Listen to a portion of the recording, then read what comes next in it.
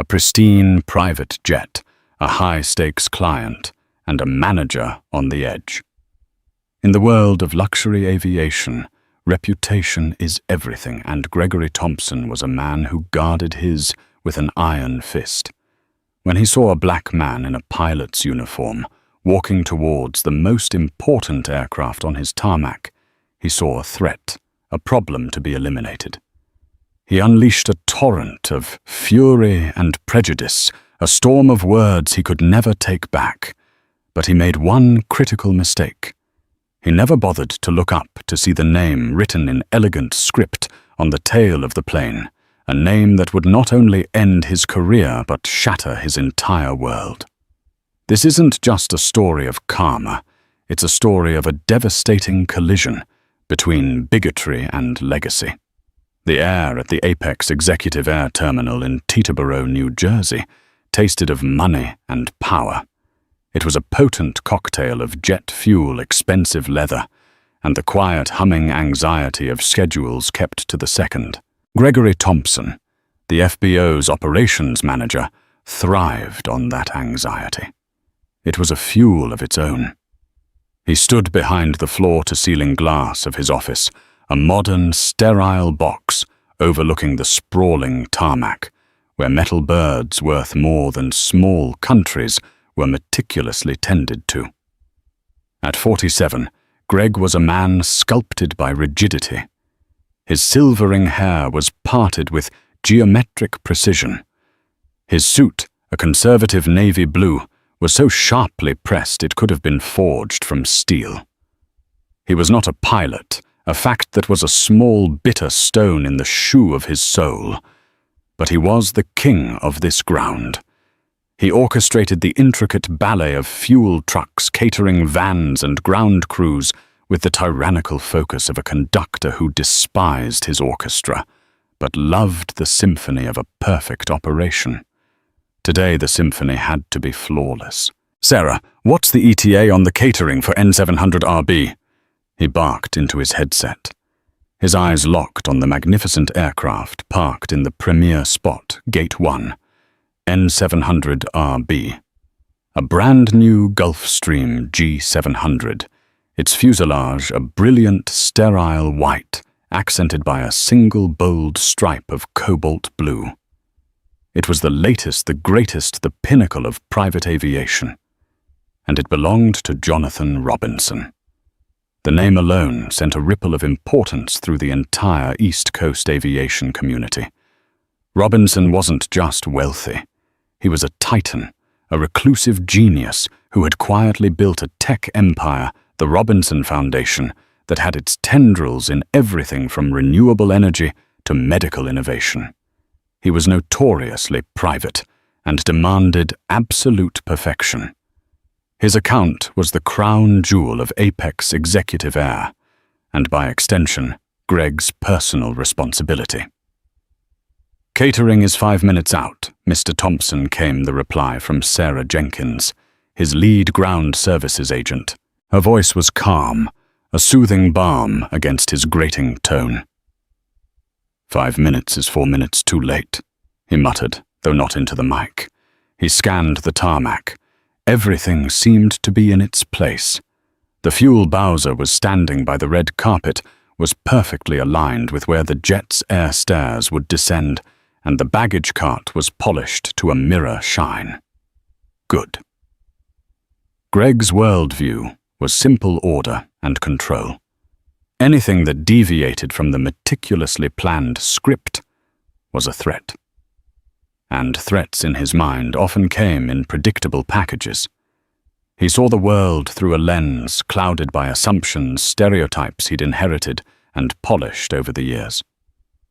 He prided himself on being able to size someone up in an instant, a skill he believed was crucial to his success. A firm handshake and an expensive watch meant a client to be respected. A nervous demeanor or a cheap suit meant a subordinate to be watched. It was an ugly, brutish calculus, but it had worked for him so far. His gaze drifted from the G700 to the crew entrance. The flight crew for the Robinson jet, was due any minute. He'd seen the manifest. Captain Miles and a first officer, whose name he hadn't bothered to remember. Seasoned professionals, according to the file.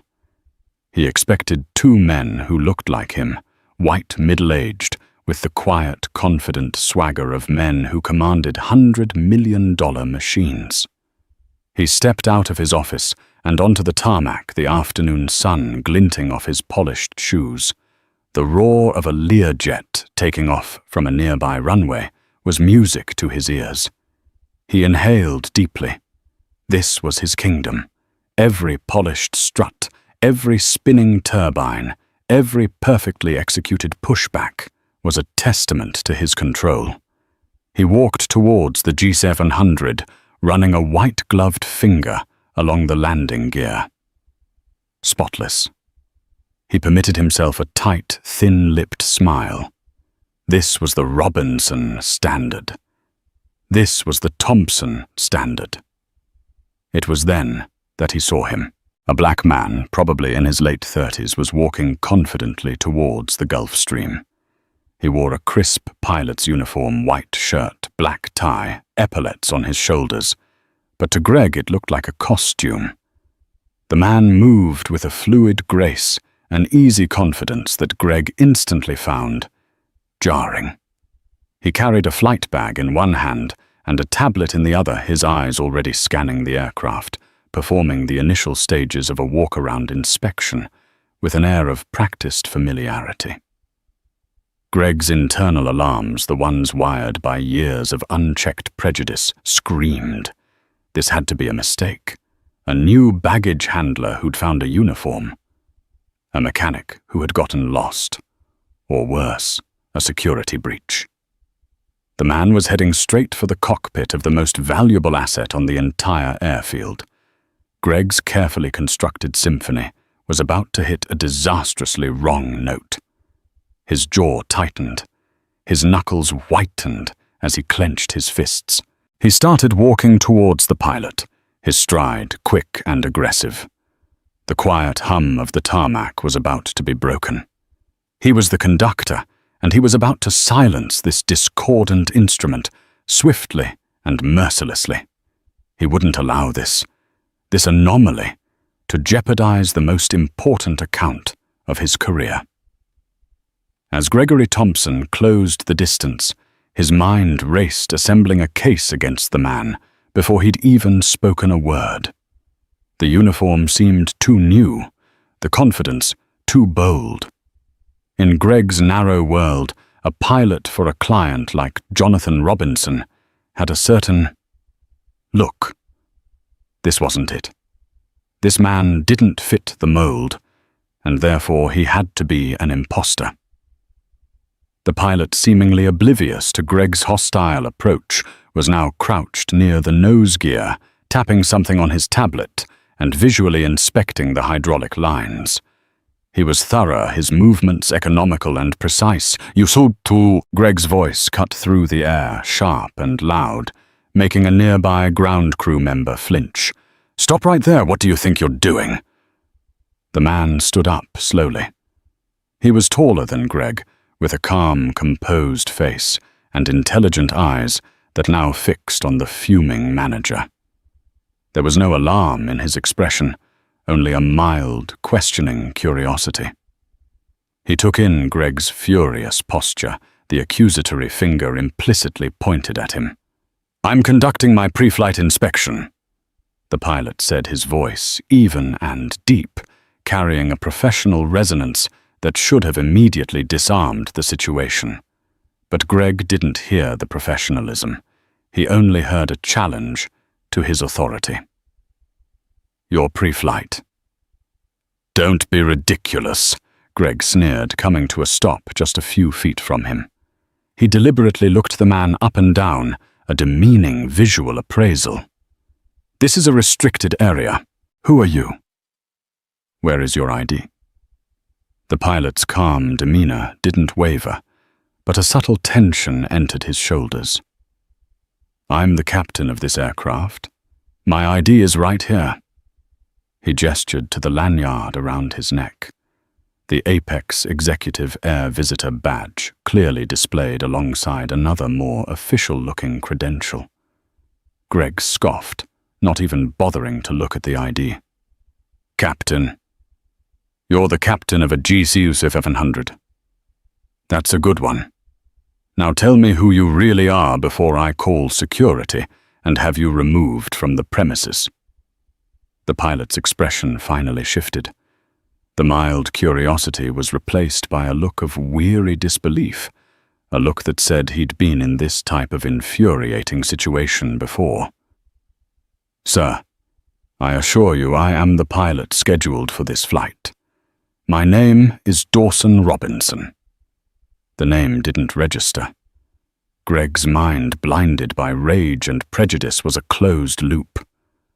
"I don't care what your name is. The crew for this flight are professionals with thousands of hours of experience. They don't send people like you to fly a machine like this." The insult, veiled but unmistakable, hung in the air. "People like you." Dawson Robinson drew in a slow, deliberate breath, the kind a pilot takes when dealing with a sudden system failure, forcing calm over the initial shock. "And what kind of people would that be, sir?" he asked, his voice dropping slightly, becoming colder, harder. "You know exactly what I mean." Greg shot back, his face reddening. He was losing control, but he was too deep in to back out. He felt the eyes of the ground crew on him, including Sarah Jenkins, who was now standing by a baggage cart, watching with an expression of pure horror. Their attention only fueled his need to assert his dominance. "I need you to step away from the aircraft now," Greg commanded. "We have a very important client, and I will not have his flight jeopardized by some fantasy you're playing out. Where did you even get that uniform? Did you steal it?" This was the point of no return. The accusation was so absurd, so profoundly insulting that it broke through Dawson's professional armor. For a moment, a flicker of raw anger flashed in his eyes. He had served 2 tours as a C-17 pilot in the Air Force. He had flown humanitarian missions into disaster zones and navigated complex transatlantic routes in violent weather. He had more hours in heavy jets than Greg had hours managing an office. To be questioned like a common thief on his own tarmac in front of his own aircraft was a violation he could not ignore. Sir Dawson said, his voice now dangerously quiet.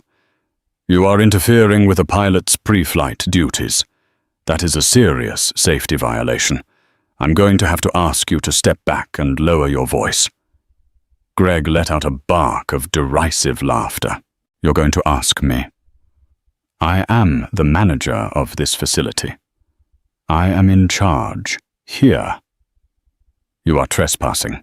One last chance, walk away now, or I will have you physically escorted out and ensure you are charged." The standoff was absolute. The hum of the distant runway seemed to fade, and the world shrank to the few yards of concrete separating the 2 men. Greg puffed up with self-importance and bigotry, and Dawson a pillar of infuriated calm. "You're making a monumental mistake," Dawson said, his voice flat and devoid of any emotion now. It was the voice of a man who had made a final regrettable decision. "Oh, I don't think so," Greg sneered. He pulled out his radio. "Security to Gate 1. We have an unauthorized individual impersonating a pilot. Immediate removal required." Sarah Jenkins, watching from afar, felt a knot of dread tighten in her stomach. She had seen the pilot's credentials when he checked in at the front desk not 10 minutes ago. She knew exactly who he was. She had even looked up his name on the manifest, Captain D. Robinson. She opened her mouth to shout to intervene to stop her boss from driving his career off a cliff, but the words wouldn't come. She was frozen by the sheer ugly force of the confrontation. Dawson Robinson simply stood his ground. He didn't flinch as he heard the security call. He just held Greg's gaze. There was no anger left in his eyes, only a profound and chilling certainty. "You really should have read my ID," Dawson said softly. "And you really should pay more attention to the aircraft you're supposed to be managing." Greg was about to spit back another insult, but something in the pilot's tone gave him pause. It wasn't a threat. It was a statement of fact. A cold, hard, unassailable fact. "What are you talking about?" Greg demanded, though his voice lacked its earlier conviction. A sliver of doubt, sharp and cold, had finally pierced his armor of prejudice. Dawson didn't answer. Instead, he simply lifted his chin and gestured with his eyes pointing towards the towering tail of the Gulfstream G700 behind him.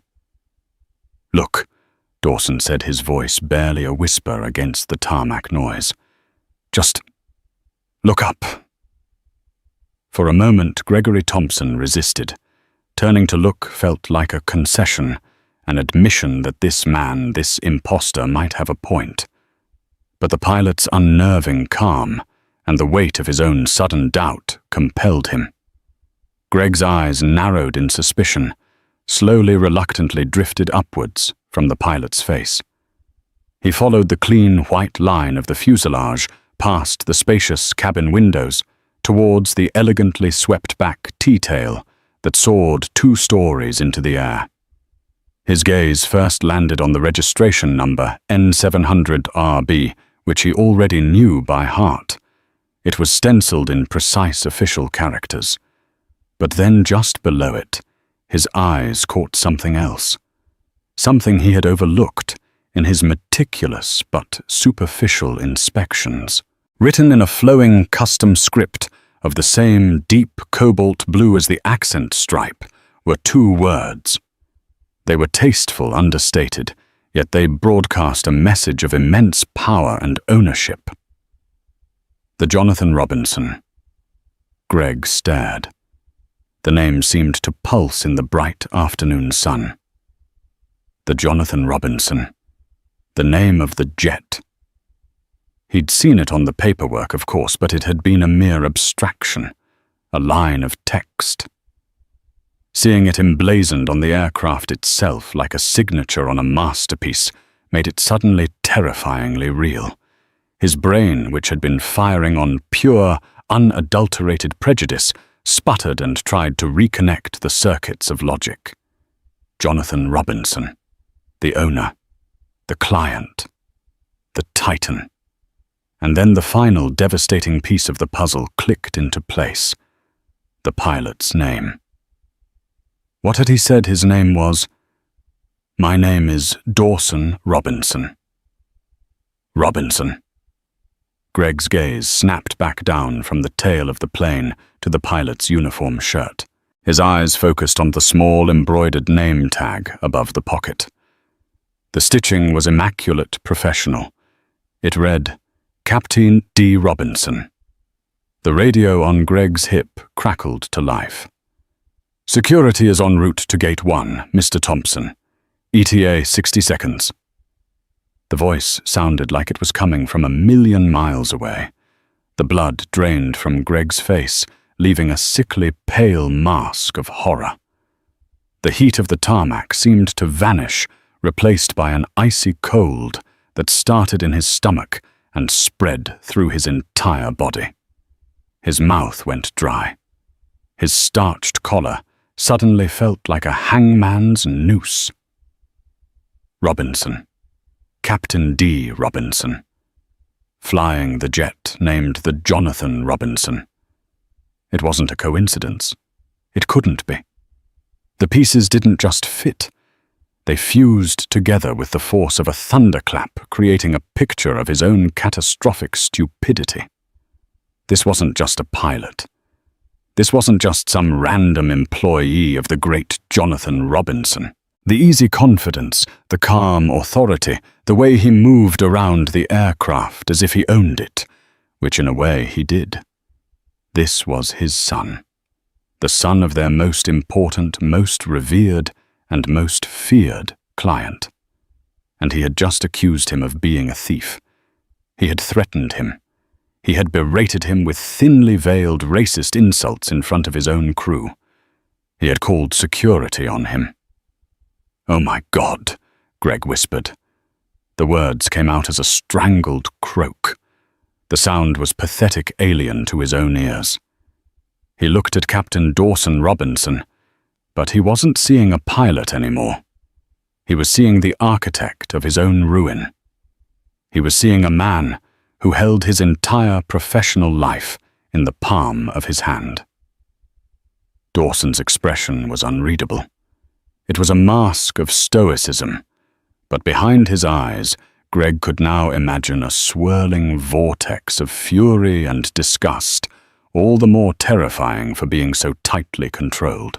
Dawson had given him every chance to de-escalate, to simply read the ID, to act like a professional. And Greg had arrogantly, blindly charged ahead. The sound of approaching footsteps grew louder. 2 uniformed security guards were jogging towards them, their faces set with grim purpose. Mr. Thompson, the lead guard, asked, arriving slightly out of breath. Where's the individual? Greg couldn't speak. He could only stare at Dawson Robinson, his mind a maelstrom of panic. How could he fix this? What could he say? "I'm sorry, I'm a prejudiced fool." It was a mistake. The words were ash in his mouth. Dawson, however, remained in command of the situation. He turned his head slightly towards the guards. "It's all right, gentlemen. There's been a misunderstanding. The manager was just concerned about security." His voice was laced with a thick, unmistakable irony. "You can stand down." The guards looked from Dawson to the ashen-faced Greg, their confusion palpable. They recognized Greg as the man in charge, but the man in the pilot's uniform spoke with an effortless authority that superseded him. "You're sure, sir?" the guard asked, addressing Dawson, not Greg. I'm sure Dawson said, his eyes still locked on Greg. "But do stay close. I'm not sure Mr. Thompson is finished with his operational review." The jab was subtle, professional, and it cut Greg deeper than any shouted insult could. He had built his identity on being a master of operations, a man of control. And in the space of 5 minutes, he had proven himself to be nothing more than a reckless, incompetent bigot. The full crushing weight of his actions settled upon him. This wasn't just a mistake. It wasn't a blunder. It was a career-ending, life-altering cataclysm of his own making. The symphony was over. All that was left was the deafening silence, punctuated by the frantic, panicked beating of his own heart. The 60 seconds after the security guards retreated felt like an eternity. They stood in a silent tableau of humiliation and judgment. Greg Thompson's mind was a frantic scramble, searching for an escape route that didn't exist. Apologize. He had to apologize. It was the only possible move. Captain Robinson," he began, his voice cracking. I am so sorry. I can't tell you. I made a terrible, terrible mistake. I misread the situation completely." Dawson's expression remained unchanged. He didn't offer a word of forgiveness, no gesture of absolution. He simply watched Greg squirm, his silence more damning than any accusation. "There's no excuse for my behavior." Greg continued, his words tumbling out in a desperate, pathetic stream. "I was overzealous. The pressure of your father's account, I am profoundly sorry." "You were overzealous," Dawson repeated the words, flat and analytical. It wasn't a question. It was a diagnosis. "Is that what you call it?"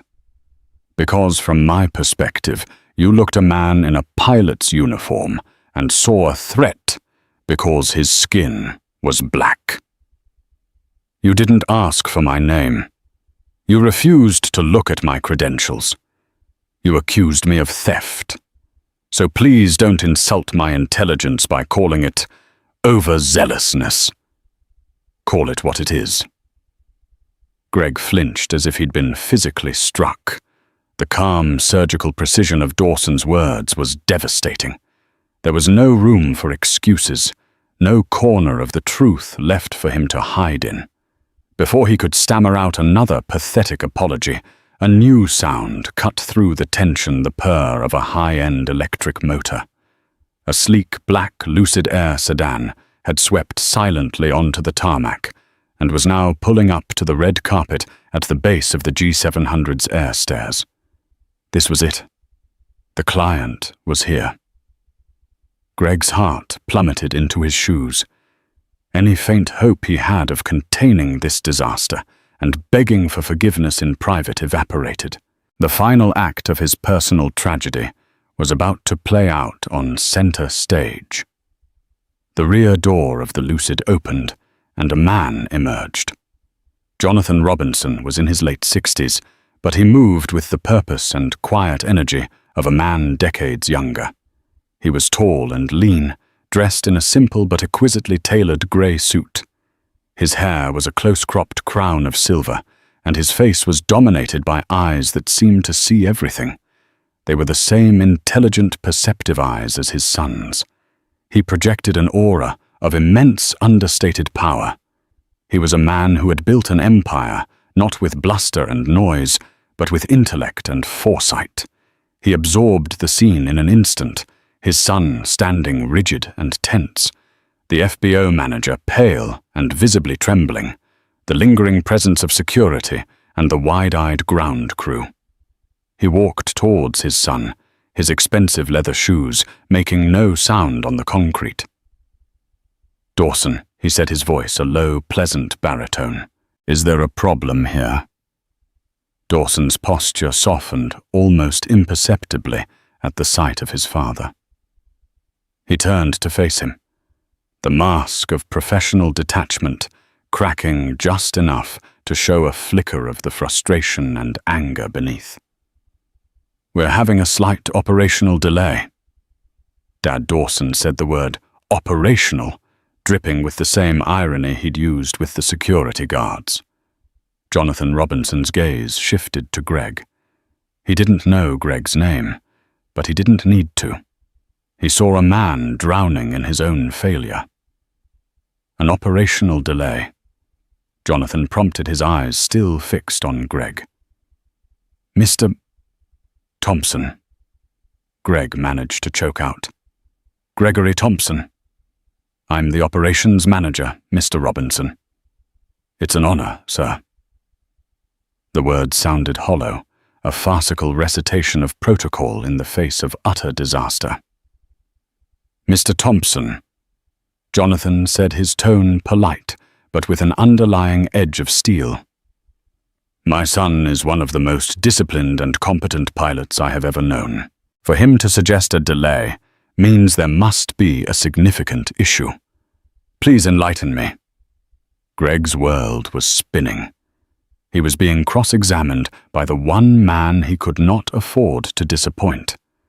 He opened his mouth, but no sound came out. What could he say? "Sir, I was just racially profiling your son. The captain of your aircraft." Dawson saved him from having to answer, though it was no mercy. Mr. Thompson was concerned that I wasn't qualified to be near the aircraft. Dawson stated, his voice devoid of emotion. He mistook me for a trespasser, accused me of stealing my uniform, and called security to have me forcibly removed from the tarmac. He delivered the summary with the cool, detached precision of a pilot reading a damage report. Each fact was a hammer blow landing squarely on Greg's already shattered composure. Jonathan Robinson listened without a single change in his expression. He absorbed the information, processed it, and the temperature on the tarmac seemed to drop by 20 degrees. The silence that followed was terrifying. It was the silence of a powerful man making a decision, a verdict being reached in the silent court of his mind. When he finally spoke, his voice was still quiet, but it carried the weight of a collapsing mountain. "Mr. Thompson," Jonathan said, turning his full attention to the manager. "Let me be very clear. My son is a graduate of the United States Air Force Academy. He flew C-17s for 8 years, earning a Distinguished Flying Cross for his actions during a mission in Afghanistan. He has logged over 7,000 flight hours in a dozen different airframes. He is more qualified to fly this aircraft than anyone I know." He took a small step closer, forcing Greg to meet his gaze. "So I have just one question for you, Mr. Thompson," Jonathan continued, his voice dropping to a near whisper, yet carrying more menace than any shout. "In your professional assessment, which of those qualifications was invalidated by the color of his skin?" The question was a finishing move. It was precise, brutal, and utterly unanswerable. It laid Greg's prejudice bare, stripping away all pretense of a misunderstanding or a mistake. It exposed the ugly, rotten core of his actions. Greg Thompson stood there, mute and shaking under the full, crushing weight of a titan's judgment. He was no longer a manager. He was no longer a king in his polished cage. He was just a small, broken man who had picked a fight with a giant and lost everything. Gregory Thompson couldn't breathe. The question hung in the air, a perfectly crafted blade poised at his throat. There was no answer that wouldn't be a confession. Silence was a confession. Anything he could possibly say would only dig his grave deeper. He just stood there, his face a canvas of sweat and shame, his eyes darting between the unyielding gaze of Jonathan Robinson and the stoic profile of his son Dawson. The world he had commanded just minutes ago had become his personal courtroom, and the verdict was already in. Jonathan did not wait for a response he knew would never come. He held Greg's gaze for a few more seconds, a silent condemnation that was more powerful than any tirade. Then, with a slow, deliberate movement, he turned away, effectively dismissing Greg from his reality. It was a gesture of such finality. It was like watching a door being locked, bolted, and welded shut. "Dawson, complete your pre-flight," Jonathan said, his tone shifting back to one of paternal warmth, a stark contrast to the icy demeanor he had shown Greg. "We'll depart as soon as you are ready. Take your time. Safety and process are all that matter." "Yes, sir," Dawson replied, giving his father a brief, appreciative nod. He shot one last cold look at Greg before turning his attention back to the Gulf Stream, resuming his walk around with the same meticulous focus as before, as if the entire humiliating ordeal had been nothing more than a momentary, unpleasant distraction. The message was clear. Professionalism endures, while bigotry simply gets cast aside. Jonathan Robinson then pulled out his phone. It was a simple, unassuming device, but in his hand it was an instrument of immense power. He scrolled through his contacts, his thumb moving with unhurried purpose. He found the name he was looking for and pressed the call button. Greg watched, paralyzed by a new wave of dread. He knew who was on the other end of that call. There was only one person Jonathan Robinson would be calling right now. The phone was answered on the first ring. "Robert, it's Jonathan Robinson," he said, his voice calm and level. He began to walk slowly towards the terminal building, his back to Greg, but his voice carried clearly in the stunned silence of the tarmac. "I'm at your Teterboro facility. Yes, everything is fine with the aircraft. The jet is immaculate as always." There was a pause. Greg could imagine the man on the other end, Robert Peterson, the CEO of Apex Executive Air, breathing a sigh of relief, a relief that was about to be violently shattered. However, Jonathan continued, his voice hardening almost imperceptibly. "We have an issue with your management."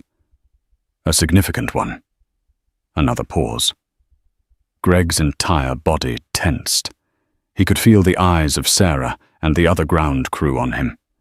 They weren't looking at him with pity, but with a kind of stunned awe at the magnitude of his self-destruction. "Your operations manager here, a Mr. Gregory Thompson, has just subjected my son, who is also my captain, to a deeply unprofessional and humiliating ordeal." Jonathan said his words measured and precise. He recounted the events calmly, dispassionately, as if reading a news report. He detailed the refusal to check credentials, the accusations of theft, the security call, and the thinly veiled racist undertones of the entire confrontation. He omitted nothing. "Robert, you know me." Jonathan said, his voice now taking on a tone that was both deeply personal and chillingly corporate. "For 20 years, we've had a relationship built on trust and respect. I trust your company with my most valuable assets, and more importantly, with the lives of my family. That trust is predicated on the idea that your staff is the best, most professional, most discreet in the business." He stopped walking and turned his gaze, sweeping over the tarmac, until it landed once again on the trembling figure of Gregory Thompson. "Today that trust has been broken," Jonathan stated. "It has been broken in a way that I cannot and will not tolerate. This isn't a matter of a misplaced catering order or a delay in refueling. This is a fundamental failure of character and judgment at a management level. It calls into question the entire culture of your organization. The silence on the other end of the line must have been profound. I expect you to handle this, Robert." Jonathan said, his voice now low and final. "Handle it immediately. I will be waiting. If I don't see a satisfactory resolution before my son has finished his pre-flight checks, you can consider our 8-figure annual contract terminated, and you can be sure I will make it my personal mission to inform every other member of the aviation community why I've taken my business elsewhere." He didn't need to say anything else. He pressed the end call button and slid the phone back into his pocket. The threat wasn't just about losing a client. It was about the utter annihilation of Apex Executive Air's reputation. Jonathan Robinson's word was gospel in the rarefied air of private aviation. If he left, and the reason became known, dozens of other high-profile clients would follow. He had just handed Robert Peterson an ultimatum with a ticking clock, and the bomb was Gregory Thompson. Jonathan walked back towards the jet, stopping not in front of Greg, but beside him, addressing the empty air. "I imagine your CEO will want to speak with you," he said coolly. Then he walked up the air stairs and disappeared into the pristine cabin of the G700, leaving Gregory Thompson alone on the tarmac, a dead man waiting for his own burial. The fallout was terrifyingly swift. It was as if Jonathan Robinson's phone call had triggered a seismic event, and Gregory Thompson was standing at the epicenter. Less than 3 minutes later, Greg's own phone buzzed violently in his pocket. The caller ID displayed a name that made his blood run cold. Robert Peterson, CEO. He fumbled to answer it, his hand shaking so badly he almost dropped the device.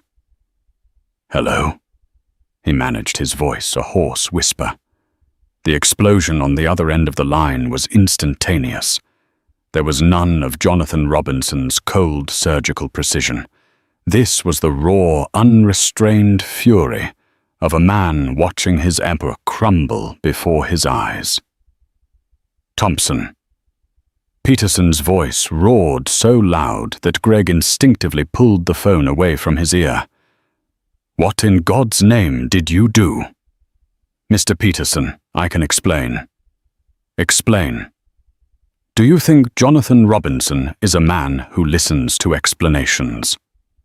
I just got off the phone with my biggest client, who calmly and methodically explained to me how my operations manager at my flagship facility is a prejudiced, incompetent fool who just alienated his son and threatened to terminate a 20-year relationship. Explain that to me. Greg leaned against the landing gear of a nearby baggage cart, his legs suddenly unable to support his weight. Sir, it was a misunderstanding. I didn't know who he was. You didn't know? Peterson shrieked. Was he not wearing a pilot's uniform? Did his credentials not say captain? Is it your job to personally vet every single person on the tarmac based on your backwoods biases? Your job is to manage operations, not play security guard with your eyes closed. The verbal onslaught was relentless. Peterson, from his penthouse office in Manhattan, was tearing down every pillar of Greg's professional identity. For years, Greg had prided himself on his meticulous nature, his control, his high standards. Now all of it was being reframed as the pathetic posturing of a bigot. I'm on my way, Peterson snarled. I'm in a chopper. I'll be there in 20 minutes. Do not move. Do not speak to anyone. And for the love of God, do not go anywhere near the Robinsons or that aircraft again. You have already done enough damage to sink this entire company. The line went dead.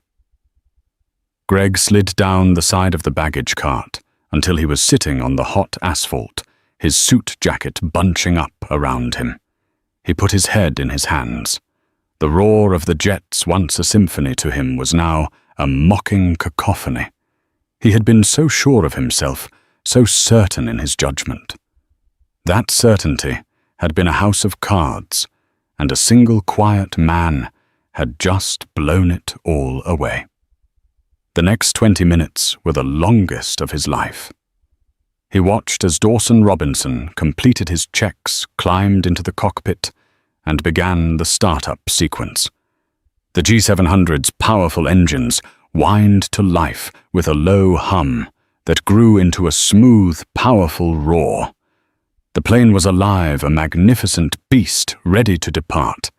It was leaving, and it was taking his entire life with it. Just as the jet began to taxi away from the gate, a Black Bell 429 helicopter descended rapidly towards the FBO's helipad. Robert Peterson, a man whose face was a mask of pure fury, disembarked before the rotors had even stopped spinning.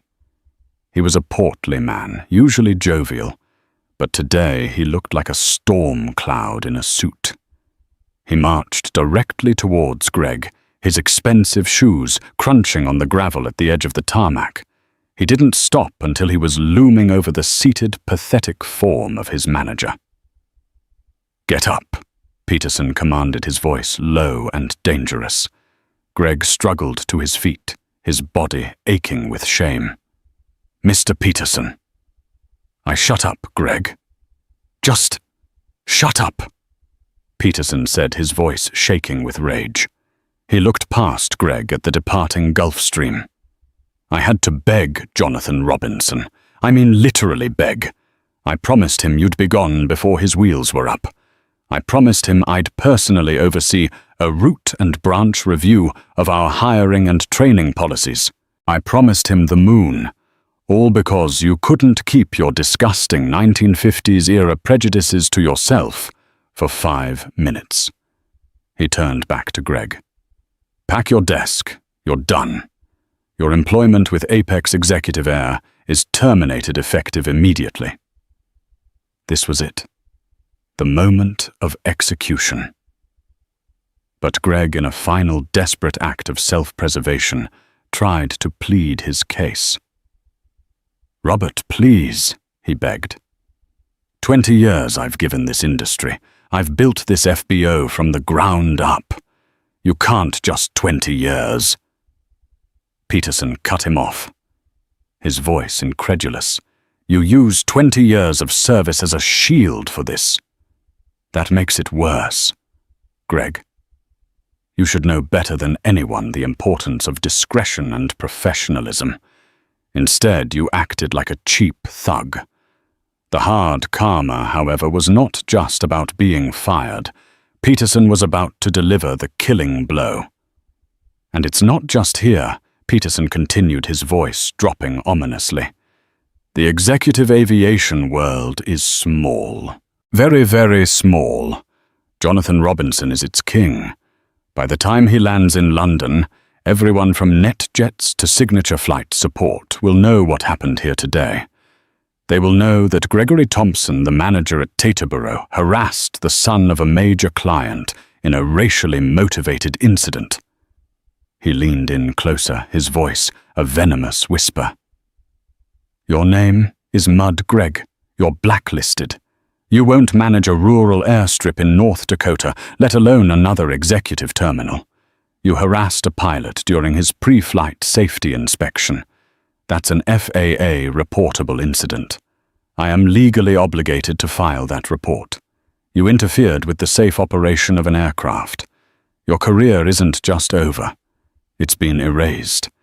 Every word was a nail in his coffin. Blacklisted. FAA report. Erased. Peterson stepped back. "Security will escort you to your office.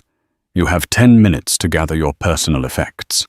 Then they will escort you off the property. Your final paycheck will be mailed to you. Goodbye, Greg." With that, Peterson turned and walked towards the terminal, already barking into his phone, beginning the Herculean task of saving his company. Greg stood alone on the tarmac, a ghost in his own kingdom. In the distance, the white and cobalt blue Gulfstream G700. The Jonathan Robinson lifted gracefully into the sky, climbing towards the sun, leaving him behind in the ruins of his own making. The walk from the tarmac to his office was the longest of Gregory Thompson's life. It was a gauntlet of silent judgment.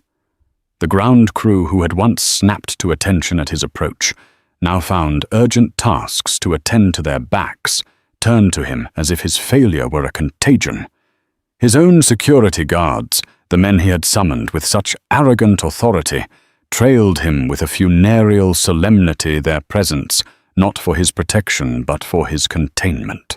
As he pushed through the glass doors into the main terminal, a hush fell over the normally bustling operations desk. Heads that would have shot up to greet him now dipped low eyes, suddenly fascinated by keyboards and paperwork. He saw Sarah Jenkins, standing by the coffee machine, her back to him. As he passed, she didn't turn. She didn't offer a word or a look.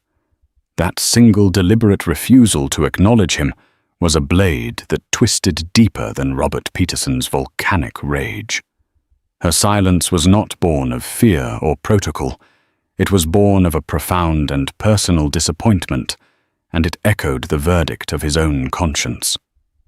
In his glass-walled office, the kingdom he had lorded over the 10 minutes he was allotted felt both like an eternity and an instant. What do you take with you from a life that has just been vaporized?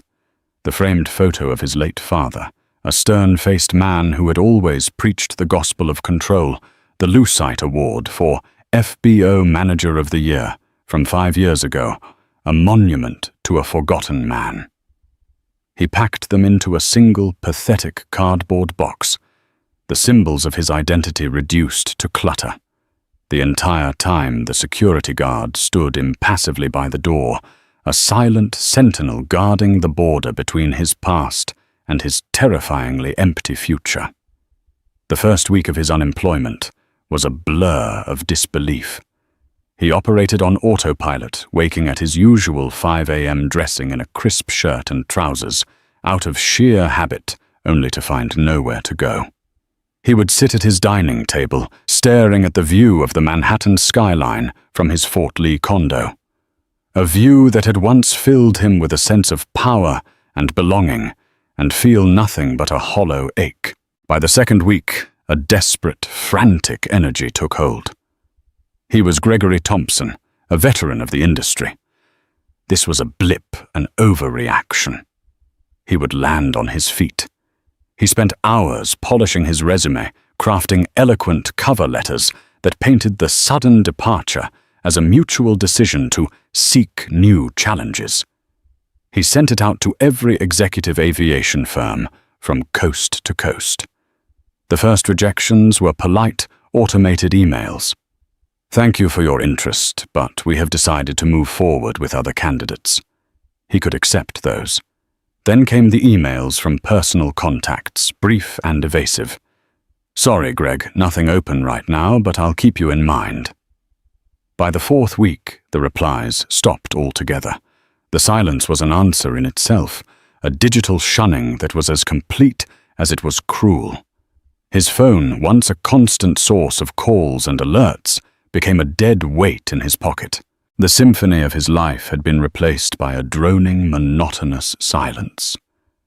The breaking point came during a call with Frank Miller, a manager in Miami he'd known for 15 years. They had shared drinks at aviation expos, traded industry gossip, and referred clients to one another. After 3 unanswered emails, Greg finally swallowed his pride and called him directly. "Frank, it's Greg Thompson." There was a noticeable hesitation on the other end.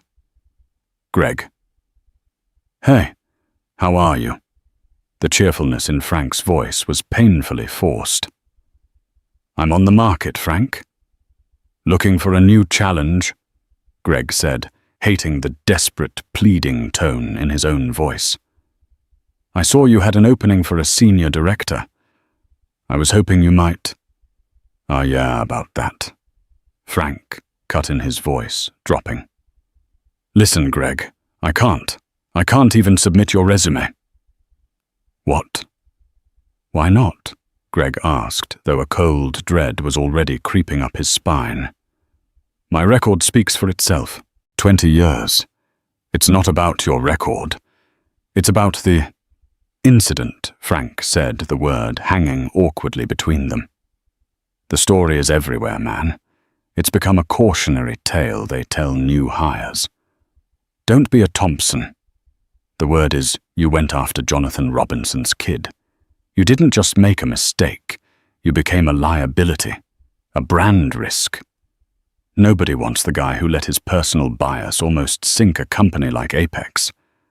I'm sorry, Greg. My hands are tied." After the call, Greg sat in silence for a long time. Don't be a Thompson. He had become a verb, a synonym for career suicide. The final official nail in his coffin arrived a week later. It was a plain manila envelope with a return address from the Federal Aviation Administration. His hands trembled as he opened it. The letter inside was cold and bureaucratic, a single page detailing the official report filed by Apex Executive Air. It cited FAA regulations regarding the sanctity of pre-flight preparations and concluded that Gregory Thompson had been found to have improperly interfered with a flight crew member during the execution of critical safety duties. It was a black mark, a permanent stain on his record that effectively barred him from any position of authority in the American aviation industry forever. The financial reality soon followed. Without an income, the mortgage on his condo was an anchor dragging him under. The sale was a humiliating affair, the last vestiges of his success packed into boxes and hauled away. He moved into a small beige apartment in a sprawling, anonymous complex in central New Jersey, a place where the only view was of the parking lot. The sharp suits were stored away, replaced by the shapeless comfort of sweatpants and worn-out t-shirts. The man of rigid schedules and absolute control was now adrift in an ocean of empty time. Some evenings, when the loneliness was too much to bear, he would drive to a public park on a ridge overlooking the Teterboro flight path. He would sit on a cold bench and watch the endless stream of private jets taking off their lights, climbing into the dusk. He saw Gulfstreams, Falcons, Globals, the beautiful, powerful machines that had formed the very center of his universe. Each one was a ghost of the life he had lost, a reminder of the world he had so arrogantly thrown away. It was there in the kot and the dark that he finally began to confront the truth. It wasn't a misunderstanding. It wasn't overzealousness. It was a deep, ugly prejudice he had nurtured for years, and it had finally, irrevocably consumed him. Thousands of feet above the earth, cocooned in the serene, futuristic cockpit of the G700. The atmosphere was one of profound peace. They had long since left the shores of America behind, and the plane was a silver dart flying over the vast, dark expanse of the Atlantic Ocean. Below, a blanket of clouds glowed in the moonlight. Above the stars were a brilliant, untroubled canopy. Jonathan Robinson had come forward from the cabin and was sitting in the observer's seat, watching his son. Dawson was in his element, his hands moving with practiced ease over the controls, his eyes scanning the myriad of displays with a calm, focused gaze. For a long time, neither of them spoke, content in the quiet hum of the engines and the shared, unspoken understanding between them. Finally, after a smooth handover with his first officer, Dawson engaged the advanced autopilot systems and turned slightly in his seat. "I'm sorry you had to deal with that." Dad Dawson said, the professional mask finally slipping to reveal the exhaustion underneath. "It wasn't how I wanted your trip to begin." Jonathan reached over and placed a firm, reassuring hand on his son's shoulder. "Don't you be sorry for a second. You have nothing to apologize for. You handled yourself with the same professionalism and grace you always do. I was proud of you." Dawson let out a long, slow breath, his shoulders slumping. "It's just exhausting," he admitted, his gaze drifting to the curve of the earth on the horizon. "You spend your whole life doing everything right, checking every box, graduating at the top of your class, serving your country, exceeding every standard. And sometimes the first thing someone sees, the only thing they see, is just that." "I know," Jonathan said softly, his voice rich with empathy. "Believe me, I know. When I was starting out, I walked into boardrooms where men would look at me the same way that man on the ground looked at you. They saw a threat, an anomaly. They couldn't see the vision, the ambition, the intellect. They only saw what they expected to see." He leaned forward, his expression earnest. "But look at where you are, son. Look at what you command. That man down there, he built his world on a foundation of prejudice and fear. It was a small, brittle world bound to collapse under the slightest pressure. Your world." Jonathan said, his hand sweeping to indicate the sophisticated cockpit. "The endless sky is built on skill, discipline, and merit. It is vast, and it will endure because it is real." He paused, a thoughtful, strategic glint appearing in his eyes. "When I called Robert Peterson," he continued, "I made it clear that firing Mr. Thompson was merely the first step. It was the punishment, but it wasn't the solution. A weed cut from the top will just grow back. You have to pull it out by the roots." Dawson looked at him, intrigued. "What did you do?" "I made him promise to partner with our foundation. We're creating something new, the Robinson Apex Aviation Initiative. He is going to fund with a significant 7-figure endowment a new scholarship program for underprivileged students entering aviation schools. It will support aspiring pilots, aeronautical engineers, and aviation managers from communities that men like Meta Thompson would rather overlook. A slow, genuine smile spread across Dawson's face.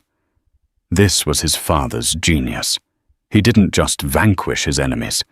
He used their own failures as fertilizer for the success of others. It was a move of profound strategic grace. So that man's bigotry. Jonathan concluded, his voice resonating with a quiet, triumphant satisfaction. The very poison he tried to spray on you will now ironically pay for the education and fund the careers of a dozen new pilots who look just like you. That my son is the best kind of karma. It doesn't just settle a score, it changes the game. Dawson Robinson let out a deep, hearty laugh, a sound of pure catharsis that filled the cockpit and seemed to push back against the darkness outside. He looked at the controls before him, at the boundless horizon, at the reflection of his father, his mentor in the glass. The ugly echoes of the confrontation on the tarmac were already fading, replaced by the resonant, hopeful hum of a new legacy. They were not just flying away from a problem. They were soaring towards a solution, changing the world, not with anger, but with altitude and attitude. That single moment of prejudice on the tarmac didn't just end a career. It set in motion a powerful chain of events. Gregory Thompson's downfall serves as a stark reminder that in our modern world, there is no place for the kind of bigotry that judges a person's ability by the color of their skin. His story is a cautionary tale about how quickly a life built on a rotten foundation can crumble. On the other hand, the quiet dignity and immense success of Dawson and Jonathan Robinson show us the profound power of merit, grace, and fighting injustice not with rage, but with purpose. They proved that the best response to being looked down upon is to rise so high that your detractors are left as nothing but a speck on the ground below. If this story resonated with you, please hit that like button and share it with someone who needs to hear it. And don't forget to subscribe to our channel and click the notification bell for more real-life stories of drama, justice, and karma. What did you think of the manager's fate? Let us know in the comments below.